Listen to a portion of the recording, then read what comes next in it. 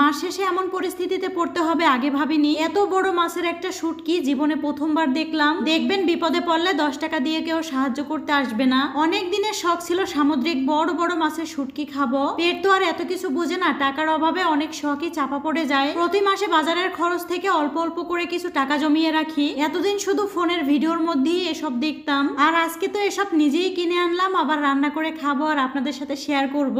এই শুটকি মাছটা প্রায় আমার মতোই লম্বা, কোথায় রাখবো কি করব আমি ভেবেই পাচ্ছিলাম না। এই সব মাছগুলো আমার জামাই অর্ডার করছে, আর সে জানে আমার কাছে মাস শেষে কিছু না কিছু টাকা থাকে। যদিও এতগুলো মাছ আমাকে না জানিয়ে অর্ডার করার কারণে একটু রাগও করছিলাম। বাজারে তো অনেক রকম শুটকি পাওয়া যায়, তার মধ্যে লট্টে শুটকি, নোনা ইলিশ এসব আমার খুব পছন্দ। সামনে তো রমজান চলে আসছে, সারাদিন রোজা রেখে ইফতারের পরে তো কোনো কিছুই খেতে ভালো লাগে না। একটু শুটকি ভর্তা বা ভুনা করলে তখন ভালোই লাগে। বিভিন্ন ধরনের শুটকি গুলো দেখে খুশি হলে কি হবে, প্রতি মাসে বাজারের খরচ থেকে একটু একটু করে জমানো টাকাগুলো যখন দিতে হয়েছে খুবই কষ্ট লাগছিল। যাই হোক, এগুলো হচ্ছে দেশি চিংড়ি মাছের শুটকি। শুটকি বাজার ফেসবুক পেজ থেকে এর আগেও আমরা শুটকি নিয়েছিলাম, বাজারের শুটকির চেয়ে অনেক বেশি ভালো হয়। এতগুলো শুটকি আত্মীয় স্বজনদের দিব আর আমার সারা বছর চলে যাবে। আর শুটকিগুলো সারা বছরের জন্য কিভাবে সংরক্ষণ করি এটাও আপনাদের সাথে শেয়ার করব।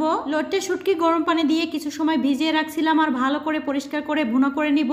আর এই যে বড় শুটকি মাছ থেকে অল্প একটু মাছ নিয়ে আমি এখানে তরকারি রান্না করে নিচ্ছি। এক এক শুটকির স্বাদ একরকম আর খেতেও অনেক মজা। বাজারে লট্টে শুটকি ছাড়া তেমন কোনো শুটকি পাওয়া যায় না, আর এত বেশি ভালো হয় না। এই তো একটু বেশি করে পেঁয়াজ রসুন দিয়ে আমি লট্টে শুটকি ভুনা করে নিচ্ছি। আর প্রতিটা শুটকি এত বেশি ফ্রেশ ছিল, আমি একটু কাছ থেকে আপনাদেরকে দেখাচ্ছি। আপনারাও চাইলে শুটকি বাজার ফেসবুক পেজ থেকে এরকম সুন্দর সুন্দর শুটকিগুলো অর্ডার করতে পারবেন। আমি আপনাদের সুবিধার জন্য ভাইয়াদের পেজ লিংক আমার ভিডিওর উপরে দিয়ে রাখবো। শুটকি ভুনা অথবা ভর্তার সাথে একটু খিচুড়ি হলে অনেক ভালো লাগে। সেই খিচুড়িটা অনেক পছন্দ করে, তাই আমি আগেই রান্না বসিয়ে দিয়েছিলাম। প্রতি বছর রমজানের আগে আমি সব সময় চেষ্টা করি সবকিছু একটু গুছিয়ে নিতে, যেন রমজানের সময় কষ্ট কম হয়। আমরা তো আর সবার মতো চাইলেই যখন তখন শখ পূরণ করতে পারি না। মাসের পর মাস বেতন থেকে একটু একটু করে টাকা জমিয়ে শখ পূরণ করতে হয়। সবজি দিয়ে শুটকি দিয়ে এভাবে কোন কোন আপুরা খেতে পছন্দ করেন, আমার কিন্তু অনেক ভালো লাগে। একটু বেশি করে মরিচ দিয়ে এভাবে লাল লাল শুটকি ভুনা কি যে মজা।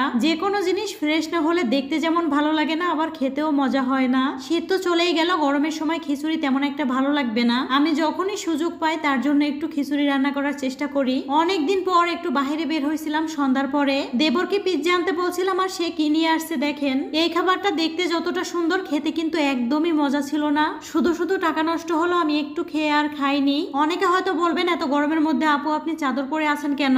আপনারা তো জানেনই আমি কিছুদিন ধরে একটু অসুস্থ, আমার এত বেশি ঠান্ডা লাগছিল। আর এসব নিয়ে সংসারের সব কাজ করতে হয়, কারণ মেয়েদের আর কোনো উপায়ও থাকে না। তো যাই হোক, সবাই ভালো থাকবেন। আজকের ভিডিওটি এ পর্যন্ত।